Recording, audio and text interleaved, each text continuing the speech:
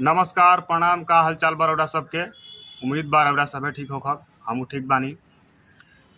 ई वीडियो हम बनाओ तनी रउरा सबके एगो बात बतावे खातिर कि आज के बाद जौन भी हमार वीडियो बनी तौन भोजपुरी में बनी।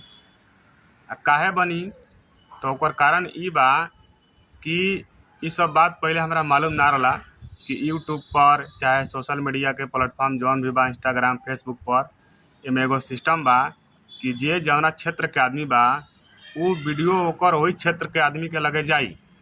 जैसे हमार घर बिहार में बा तो हमार वीडियो हमार भाषा भोजपुरी बा तो हमार वीडियो भोजपुरी बोले वाला ही लोग के लगे जाई और उहे लोग देखी।